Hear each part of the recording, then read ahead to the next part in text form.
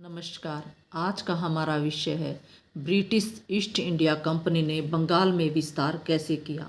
बंगाल जो प्राचीन काल से एक बहुत ही समृद्ध संपन्न सूबा माना जाता था, उस समय के बंगाल में आज का पश्चिमी बंगाल, बिहार, बांग्लादेश, उड़ीसा ये सभी क्षेत्र शामिल थे। इन सब को मिलाकर एक बहुत ही बड़ा बंगाल प्रांत बनता था। 1600 ईस्वी में जब ईस्ट इंडिया कंपनी की भारत में स्थापना हुई थी, उस समय भारत में मुगलों का शासनकाल था और बंगाल मुगल प्रांत के अधीन एक सूबा था। भारत को प्राचीन काल से ही सोने की चिड़िया कहा जाता था। भारत की भूमि उपजाऊ थी क्योंकि भारत के उत्तर में गंगा यमुना दोआब का क्षेत्र होने की वजह से ये जो क्षेत्र था बहुत ही उपजाऊ था। यहाँ पर चावल, कपास, अफीम, नील इत्यादि की कृषि की जाती थी। और जब हमारे यहाँ अंग्रेजों ने शासन किया था तो उन्होंने भी इन फसलों की तरफ विशेष रूप से ध्यान दिया था। बंगाल की भौगोलिक स्थिति अच्छी थी। बंगाल के आसपास का वातावरण बहुत ही अच्छा था।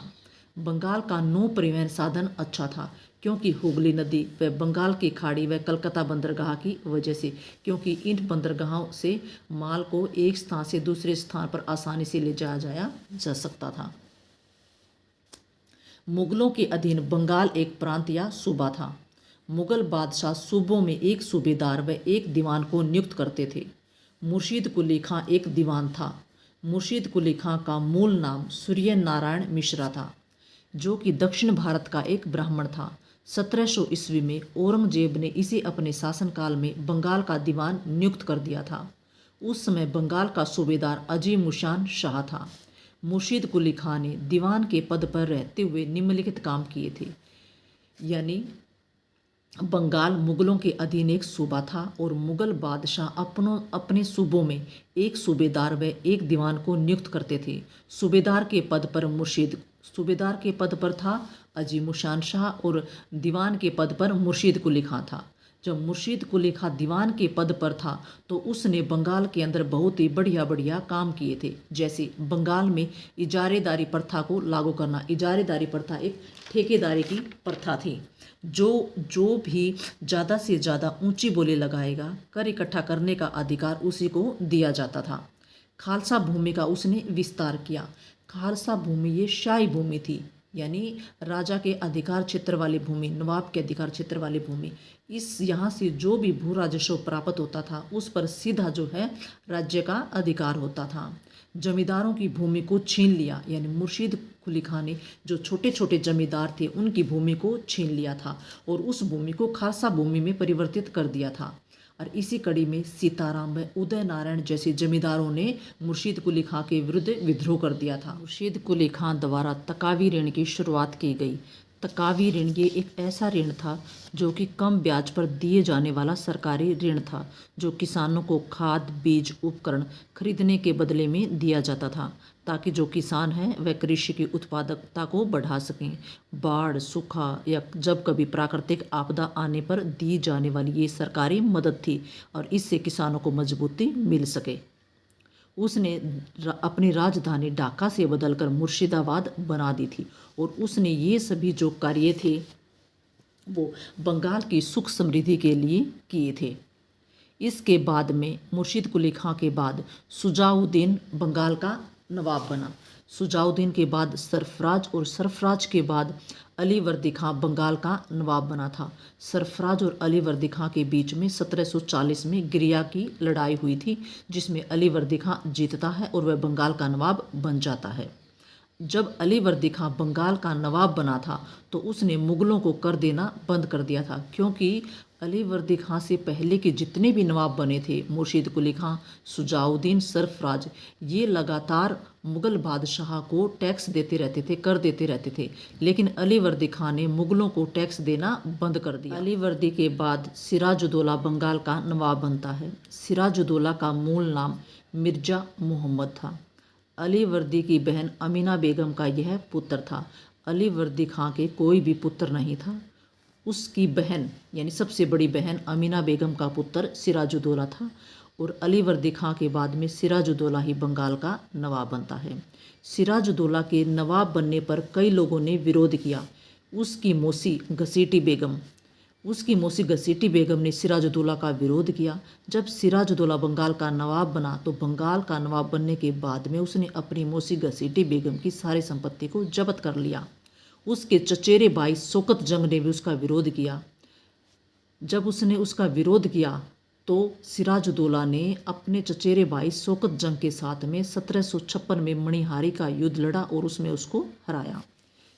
धीरे धीरे सिराजुद्दौला व अंग्रेजों के बीच में संघर्ष शुरू हो गया था, क्योंकि अंग्रेजों द्वारा बंगाल में लगातार हस्तक्षेप किया जा रहा था और सिराजुद्दौला द्वारा उसका विरोध किया। इसी वजह से सिराजुद्दौला व अंग्रेजों के बीच में संघर्ष शुरू हो गया था और इस संघर्ष शुरू होने के निम्नलिखित कारण उत्तरदायी थे।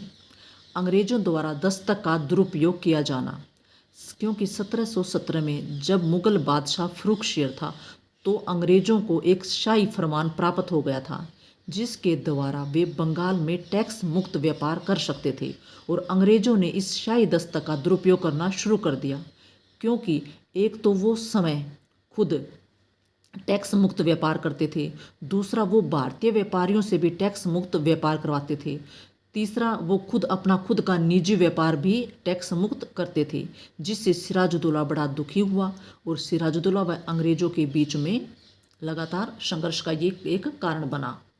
दूसरा, अंग्रेजों ने सिराजुद्दौला के जितने भी जो विरोधी व्यक्ति थे उनको शरण देनी शुरू कर दी और इसी कड़ी में कृष्ण वल्लभ को उन्होंने शरण दी, जिसका सिराजुद्दौला ने विरोध किया। अंग्रेजों ने फोर्ट विलियम जो कलकत्ता उसी किलेबंदी करनी शुरू कर दी। जब सिराजुद्दौला ने इसका विरोध किया तो अंग्रेजों ने मना कर दिया कि हम जो है कलकत्ता की किलेबंदी को लगातार जारी रखेंगे, लेकिन सिराजुद्दौला ने इसका विरोध किया। ये भी सिराजुद्दौला व अंग्रेजों के बीच में जंग का एक कारण बना। अंत में जून 1756 में सिराजुद्दौला ने कासिम बाजार व फोर्ट विलियम पर आक्रमण कर दिया। रोजर ड्रैक फुल्टा द्वीप भाग गया। 20 जून 1756 की ये बात है। इसी बीच एक घटना बहुत प्रसिद्ध है जो कि काल कोठरी की घटना के नाम से प्रसिद्ध है। ऐसा माना जाता है कि सिराजुद्दौला ने 18/14 के एक कमरे में 146 लोगों को, अंग्रेज अधिकारियों को बंदी बना लिया, जिसमें जब उन्होंने सुबह उस दरवाजे को खोला तो 123 व्यक्ति मरे हुए मिले, जिसमें से 23 व्यक्ति थे वो ही जिंदा बचे, जिनमें एक जॉन होलवेल एक सर्जन था जो उसमें बचा था और उसने इस घटना का वर्णन किया था। जैसे ही अंग्रेजों को इस घटना के बारे में पता चला तो मद्रास में रॉबर्ट क्लाइव एक अधिकारी था तथा उसके साथ में एडमिरल वॉटसन पानी के रास्ते से दोनों बंगाल में आए और उन्होंने कासिम बाजार व कलकत्ता पर फिर से अधिकार कर लिया। 9 फरवरी 1757 को अब दोनों के बीच में यानी सिराजुद्दौला व अंग्रेजों के बीच में अलीनगर की संधि हुई और इस संधि की शर्तें निर्धारित की गई कि कंपनी के अधिकार क्षेत्र वापस लौटाएं, यानी सिराजुद्दौला ने अंग्रेजों के जिन भी क्षेत्रों पर अधिकार किया है वो वापस अंग्रेजों को लौटा दे। कंपनी को वह युद्ध की क्षतिपूर्ति के लिए रूप में 3 लाख रुपए देगा, यानी इस युद्ध से अंग्रेजों को जो भी नुकसान हुआ है उसकी सिराजुद्दौला क्षतिपूर्ति करेगा और 3 लाख रुपए देगा। कलकत्ता की किलेबंदी करने देगा। पहले अंग्रेजों द्वारा कलकत्ता की किलेबंदी की जा रही थी और इसी के परिणाम स्वरूप जो है दोनों के बीच में युद्ध हुआ था। बाद में ये निर्धारित हुआ कि जो अंग्रेज हैं वह कलकत्ता की किलेबंदी अब फिर से कर सकते हैं। कलकत्ता में अंग्रेजों द्वारा जो सिक्के डाले जाते थे उसकी अनुमति भी सिराजुद्दौला द्वारा दे दी गई।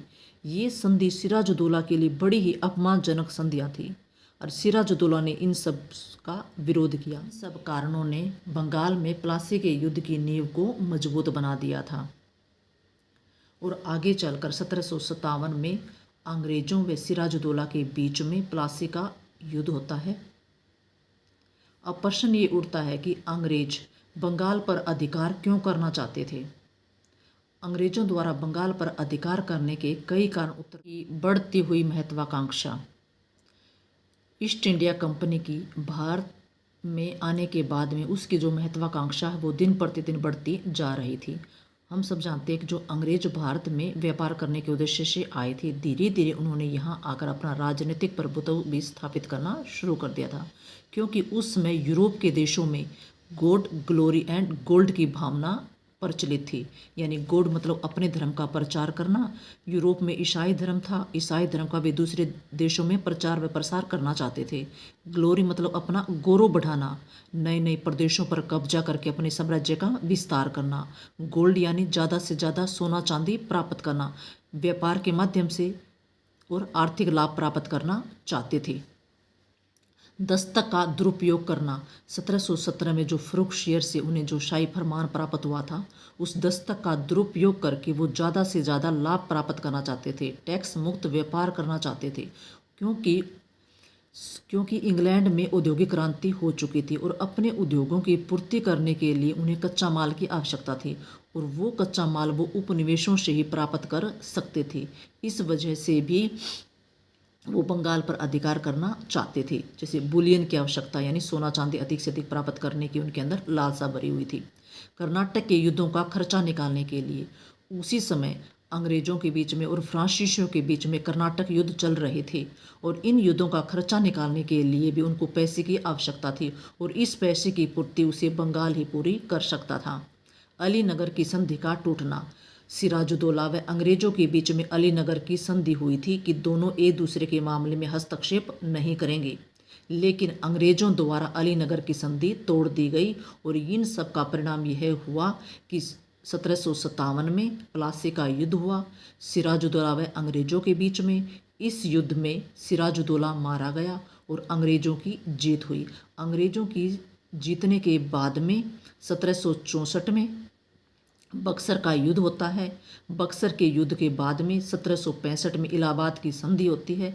इलाहाबाद की संधि के बाद में बंगाल में द्वैध शासन प्रणाली को लागू कर दिया। प्लासी का युद्ध शुरू होने से पहले अंग्रेजों द्वारा सिराजुद्दौला के विरुद्ध एक षड्यंत्र रचा जाता है, जिसमें वह सिराजुद्दौला के जितने भी विरोधी व्यक्ति थे उन सबको अंग्रेज अपने अधिकार क्षेत्र में मिला लेते हैं, अपने अधिकार में कर लेते हैं। जैसे रॉबर्ट क्लाइव ने मीर जाफर, जो सिराजुद्दौला का सेनापति था, अंग्रेजों ने उसको अपनी तरफ मिला लिया। राय दुर्लभ एक व्यापारी था, अमीचंद, उसकी जो मौसी थी घसीटी बेबन, इन सब को अपनी तरफ मिलाने के बाद में अंग्रेज सिराजुद्दौला से प्लासी नाम के स्थान पर युद्ध लड़ते हैं, और इन दोनों के बीच में युद्ध होता है जिसमें सिराजुद्दौला मारा जाता है और अंग्रेजों की विजय होती है। और अंग्रेजों की विजय होने के बाद में बंगाल का नवाब मीर जाफर को बना दिया जाता है।